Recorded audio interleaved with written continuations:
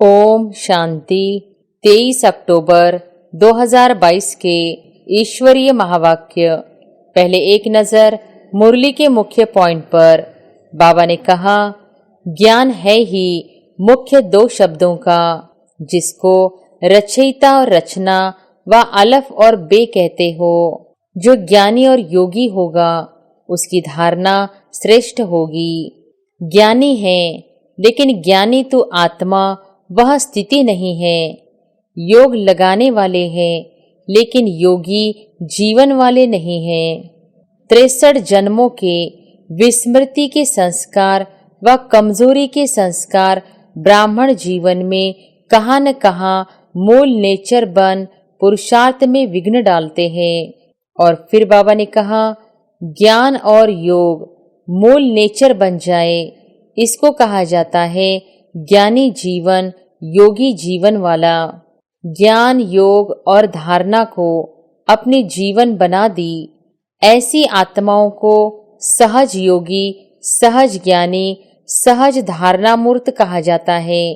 तीनों सब्जेक्ट का कनेक्शन है। दाता अर्थात सेवाधारी। दाता देने के बिना रह नहीं सकता। नंबर 1 बनना है तो ज्ञान और योग को स्वरूप में लाओ। फिर नंबर वार नहीं होंगे, लेकिन नंबर 1 होंगे।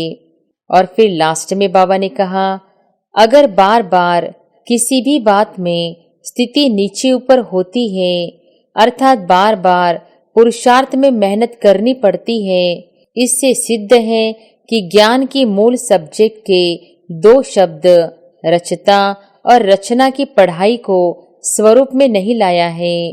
ब्राह्मण जीवन का नेचुरल स्वभाव संस्कार ही योगी जीवन, ज्ञानी जीवन है, अर्थात जीवन निरंतर सदा।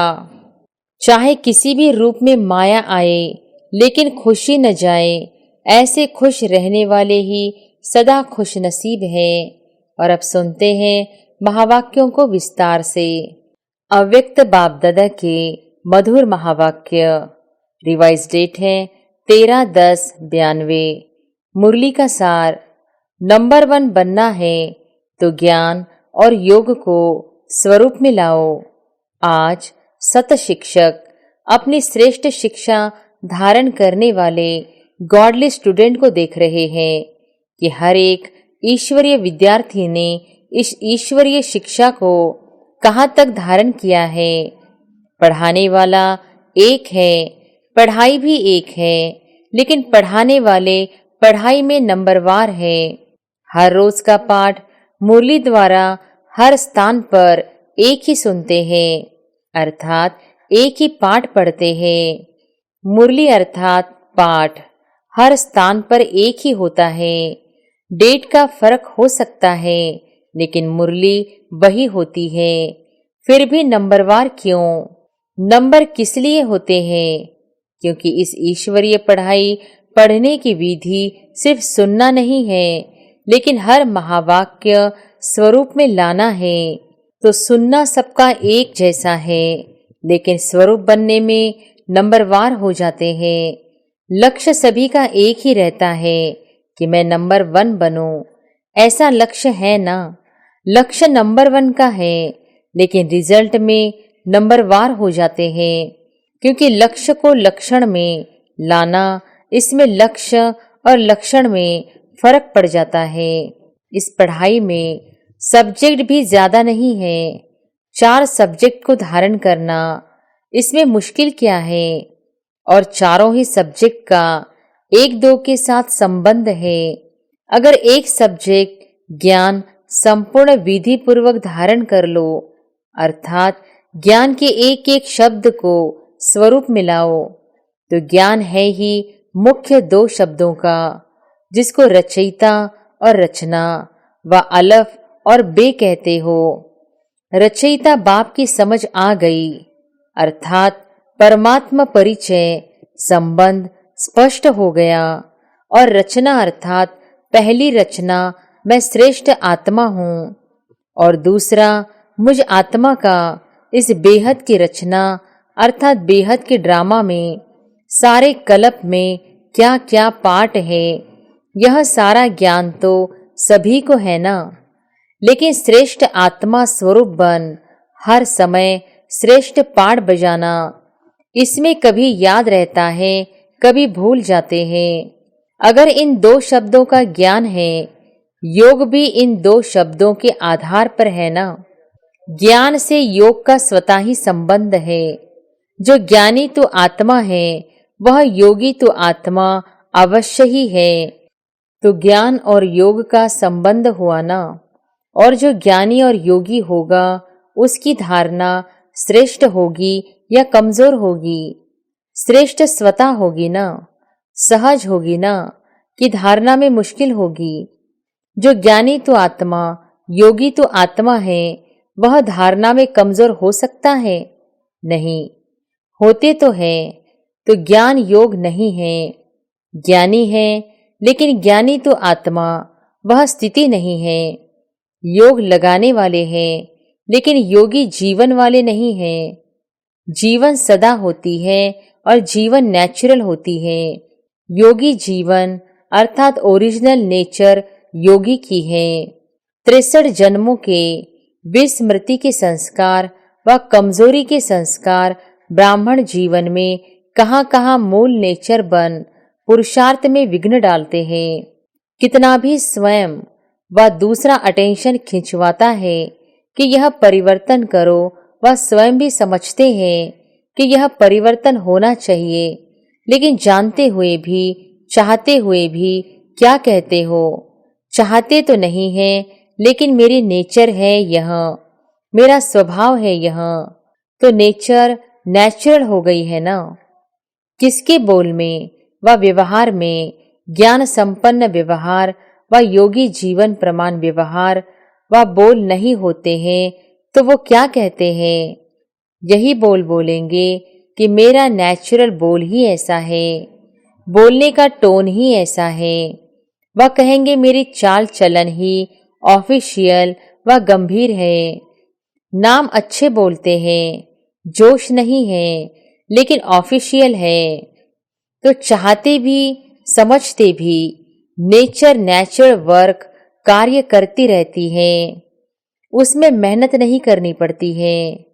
ऐसे जो ज्ञानी जीवन व योगी जीवन में रहते हैं, तो ज्ञान और योग संपन्न हर कर्म नेचुरल होते हैं, अर्थात ज्ञान और योग, यही उनकी नेचर बन जाती है। और नेचर बनने के कारण श्रेष्ठ कर्म, युक्ति युक्त कर्म नेचुरल होते रहते हैं। तो समझा, नेचर नेचुरल बना देती है, तो ज्ञान और योग मूल नेचर बन जाए। इसको कहा जाता है ज्ञानी जीवन, योगी जीवन वाला। ज्ञानी सभी हो, योगी सभी हो, लेकिन अंतर क्या है? एक है ज्ञान सुनने सुनाने वाले, यथाशक्ति जीवन में लाने वाले।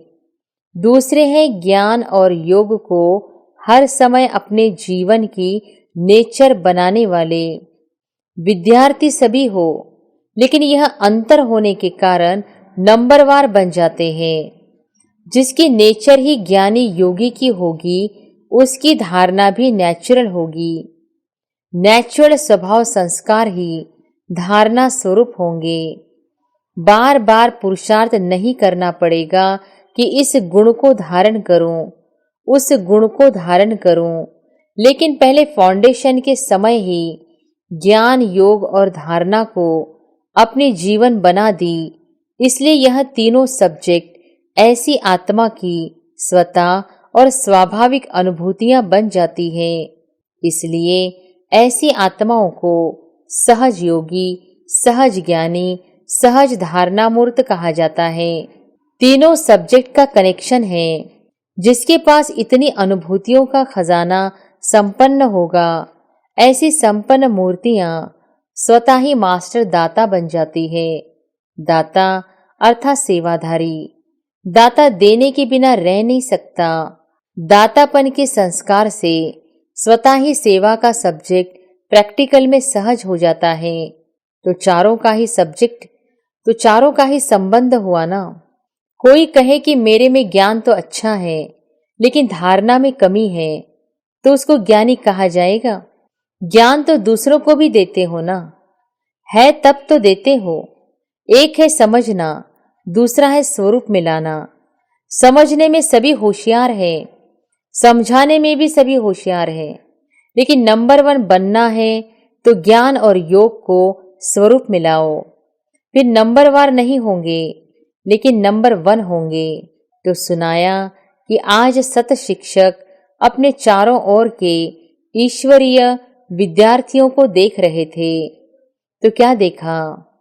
सभी नंबर 1 दिखाई दिए व नंबरवार दिखाई दिए। क्या रिजल्ट होगी? वह समझते हो कि नंबर 1 तो एक ही होगा, हम तो नंबरवार में ही आएंगे। फर्स्ट डिवीजन में तो आ सकते हो ना, उसमें एक नहीं होता है।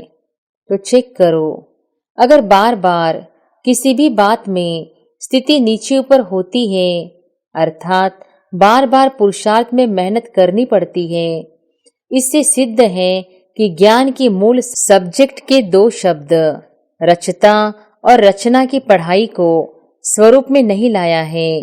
जीवन में मूल संस्कार के रूप में व मूल नेचर के रूप में व सहज स्वभाव के रूप में नहीं लाया है। ब्राह्मण जीवन का नेचुरल स्वभाव संस्कार ही योगी जीवन, ज्ञानी जीवन है। जीवन अर्थात निरंतर, सदा। 8 घंटा जीवन है, फिर 4 घंटा नहीं, ऐसा नहीं होता। आज 10 घंटे के योगी बने, आज 12 घंटे के योगी बने, आज 2 घंटे के योगी बने, वो योग लगाने वाले योगी हैं, योगी जीवन वाले योगी नहीं। विशेष संगठित रूप में इसलिए बैठते हो कि सर्व के योग की शक्ति से वायुमंडल द्वारा कमजोर पुरुषार्थियों को और विश्व की सर्व आत्माओं को योग शक्ति द्वारा परिवर्तन करे। इसलिए वह भी आवश्यक है, लेकिन इसीलिए योग में नहीं बैठते हो कि अपना ही टूटा हुआ योग लगाते रहो। संगठित शक्ति यह भी सेवा के निमित्त है, लेकिन योग भट्टी इसलिए नहीं रखते हो कि मेरा कनेक्शन फिर से जुड़ जाए। अगर कमजोर हो तो इसलिए बैठते हो, और योगी तो आत्मा हो तो मास्टर सर्वशक्तिवान बन, मास्टर विश्व कल्याणकारी बन, सर्व को सहयोग देने की सेवा करते हो। तो पढ़ाई अर्थात स्वरूप बनना। अच्छा, आज दीपावली मनाने आए हैं। मनाने का अर्थ क्या है? दीपावली में क्या करते हो? दीप जलाते हो। आजकल तो लाइट जलाते हैं, और लाइट पर कौन आते हैं? परवाने। और परवाने की विशेषता क्या होती है? फिदा होना। तो दीपावली मनाने का अर्थ क्या हुआ? तो फिदा हो गए हो या आज होना है? हो गए हो या होना है? हो गए हैं। तो दीपावली तो मना ली, फिर क्यों मनाते हो? जब फिदा हो गए तो दीपावली मना लिया कि बीच बीच में चक्कर लगाने जाते हो? फिदा हो गए हैं लेकिन थोड़े पंख अभी है, उससे थोड़ा चक्कर लगा लेते हो। तो चक्कर लगाने वाले तो नहीं हो ना। चक्कर लगाना अर्थात किसी न किसी माया के रूप से टक्कर खाना। माया से टक्कर खाते हो या माया को हार खिलाते हो? वह कभी विजय प्राप्त करते हो, कभी टक्कर खाते हो। दीपमाला यह अपना ही यादगार मनाते हो। आपका यादगार है ना, कि मुख्य आत्माओं का यादगार है? आप देखने वाले हो, आप सबका यादगार है। इसीलिए आजकल बहुत अंदाज में दीपक के बजाय छोटे छोटे बल्ब जगा देते हैं। दीपक जलाएंगे तो संख्या फिर भी उससे कम हो जाएगी, लेकिन आपकी संख्या तो बहुत है ना, तो सभी की याद में अनेक छोटे छोटे बल्ब जगमगा देते हैं, तो अपना यादगार मना रहे हैं। जब दीपक देखते हो तो समझते हो यह हमारा यादगार है, स्मृति आती है। यही संगम युग की विशेषता है, जो चैतन्य दीपक अपना जड़ यादगार दीपक देखते हो। चैतन्य में स्वयं हो और जड़ यादगार देख रहे हो। ऐसे तो जिस दिन दीपावली मनाओ उस दिन ही वास्तविक तिथि है, यह तो दुनिया वालों ने तिथि फिक्स की है, लेकिन आपकी तिथि अपनी है। इसलिए जिस दिन आप ब्राह्मण मनाओ वही सच्ची तिथि है। इसलिए कोई भी तिथि फिक्स करते हैं तो किससे पूछते हैं? ब्राह्मणों से ही निकालते हैं। तो आज बाप दादा सभी देश विदेश के सदा जगे हुए दीपकों को दीपमाला की मुबारक दे रहे हैं, बधाई दे रहे हैं। दीपावली मुबारक अर्थात माला माल संपन्न बनने की मुबारक। ऐसे सदा जागती ज्योत, सदा स्वयं प्रकाश स्वरूप बन अनेकों का अंधकार मिटाने वाले सच्चे दीपक, सदा चारों ही सब्जेक्ट को साथ साथ जीवन में लाने वाले, सर्व सब्जेक्ट में नंबर 1 के लक्ष्य को लक्षण में लाने वाले, ऐसी ज्ञानी तो आत्माएं, योगी तो आत्माएं, दिव्य गुण स्वरूप आत्माएं, निरंतर सेवाधारी श्रेष्ठ विश्व कल्याणकारी आत्माओं को बाप दादा का याद प्यार और नमस्ते। अव्यक्त बाप दादा की पर्सनल मुलाकात। खुशनसीब वह जिसके चेहरे और चलन से सदा खुशी की झलक दिखाई दे। सभी अपने को सदा खुशनसीब आत्माएं समझते हो। खुशनसीब आत्माओं की निशानी क्या होगी? उनके चेहरे और चलन से सदा खुशी की झलक दिखाई देगी। चाहे कोई भी स्थूल कार्य कर रहे हो, साधारण काम कर रहे हो, लेकिन हर कर्म करते खुशी की झलक दिखाई पड़े। इसको कहते हैं निरंतर खुशी में मन नाचता रहे। ऐसे सदा रहते हो या कभी बहुत खुश रहते हो, कभी कम? खुशी का खजाना अपना खजाना हो गया तो अपना खजाना सदा साथ रहेगा ना, या कभी कभी रहेगा? बाप के खजाने को अपना खजाना बनाया है या भूल जाते हैं? अपना खजाना अपने स्थूल चीज तो याद रहती है ना। वह खजाना आंखों से दिखाई देता है, लेकिन यह खजाना आंखों से नहीं दिखाई देता। दिल से अनुभव करते हो तो अनुभव वाली बात कभी भूलती है क्या? तो सदा यह स्मृति में रखो कि हम खुशी के खजाने के मालिक हैं। जितना खजाना याद रहेगा उतना नशा रहेगा। तो यह रूहानी नशा औरों को भी अनुभव कराएगा कि इनके पास कुछ है। माताओं को सारा समय क्या याद रहता है? सिर्फ बाप याद रहता है या और भी कुछ याद रहता है? वर्षे की तो खुशी दिखाई देगी ना। जब ब्राह्मण जीवन के लिए संसार ही एक बाप है तो संसार के सिवाय और क्या याद आएगा? सदा दिल में अपने श्रेष्ठ भाग्य के गीत गाते रहो। ऐसा श्रेष्ठ भाग्य सारे कल्प में प्राप्त होगा।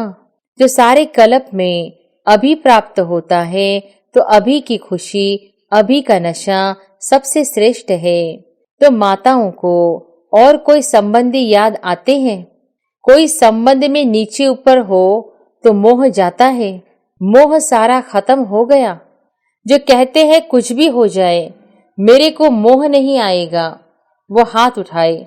अच्छा, मोह का पेपर भले आवे, पांडव तो नष्ट मोह है ना। व्यवहार में कुछ ऊपर नीचे हो जाए फिर नष्ट मोह है। अभी भी बीच बीच में माया पेपर तो लेती है ना, तो उसमें पास होते हो, या जब माया आती है तब थोड़ा ढीले हो जाते हो। तो सदा खुशी के गीत गाते रहो। समझा? कुछ भी चला जाए लेकिन खुशी नहीं जाए। चाहे किसी भी रूप में माया आए लेकिन खुशी न जाए। ऐसे खुश रहने वाले ही सदा खुश नसीब हैं। अच्छा, अभी आंध्रा और कर्नाटक वालों को कौन सी कमाल करनी है? ऐसी कोई भी आत्मा वंचित नहीं रह जाए। हर एक को संदेश देना है। यहाँ भी रहते हो, जहाँ भी रहते हो, सर्व आत्माओं को संदेश मिलना चाहिए। जितना संदेश देंगे उतनी खुशी बढ़ती जाएगी। अच्छा, वरदान है। उमंग उत्साह के आधार पर सदा उड़ती कला का अनुभव करने वाले हिम्मतवान भव। उमंग उत्साह के आधार पर सदा उड़ती कला का अनुभव करने वाले हिम्मतवान भव। उड़ती कला का अनुभव करने के लिए हिम्मत और उमंग उत्साह के पंख चाहिए। किसी भी कार्य में सफलता प्राप्त करने के लिए उमंग उत्साह बहुत जरूरी है।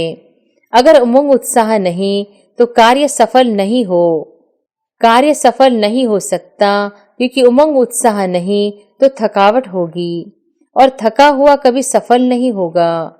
इसलिए हिम्मतवान बन उमंग और उत्साह के आधार पर उड़ते रहो तो मंजिल पर पहुंच जाएंगे। स्लोगन है, दुआएं दो और दुआएं लो, यही श्रेष्ठ पुरुषार्थ है। अच्छा, ओम शांति।